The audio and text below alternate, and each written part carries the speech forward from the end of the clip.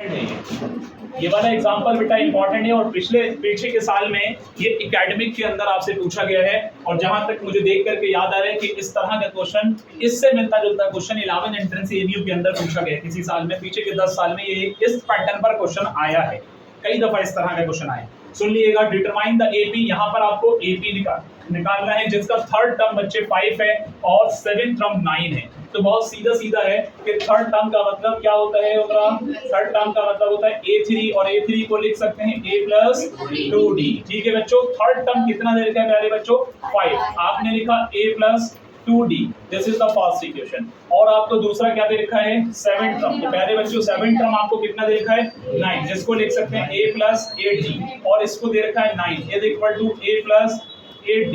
This is the second equation.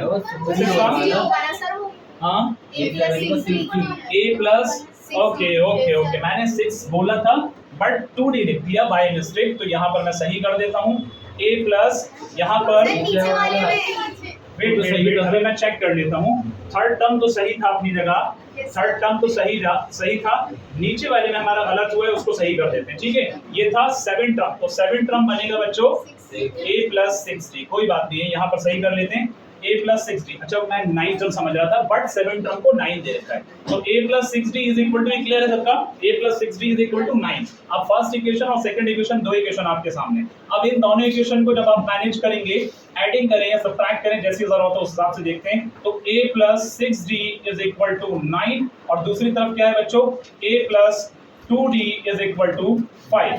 अब यहाँ आपको ये करना है, सब्ट्रैक्ट कर रहे हैं या ऐड कर रहे हैं, ये चीज देखनी है। देखिए यहाँ पर माइनस साइन, यहाँ माइनस साइन या माइनस साइन, ए से ए कट गया, क्या बचा बच्चों 6 में से 2, 4d is equal to minus करने पर 4 और d इज इक्वल टू 1 आ गया। अब इस d को किसी एक इक्वेशन में पुट करिए, आपको रखना है put d in equation first और सेकंड एज यू वांट। तो यहाँ पर हमने फर्स्ट देखा तो a प्लस 2d और d कितना था 1, d कितना था 1 इज इक्वल टू 5। तो इस तरह से पता चला a is equal to 5 minus 2, तो finally a is equal to 3 कर देंगे। कितना कर देंगे बच्चों 3, a आपका 3 आ गया और d आपका कितना आ गया 1। तो अब आप AP अगर बनाना चाहते हैं तो सीधा सीधा है, यहाँ पर AP बनाने के लिए आपको क्या करना पड़ेगा बच्चों, देखें पहली टर्म 3 और d 1 है तो दूसरा क्या आ जाएगा 4, तीसरा आ जाएगा 5 एंड चौथा 6 एंड सो, ये आपका आंसर हो जाएगा। क्लियर है, समझ में सब क्या आ गया।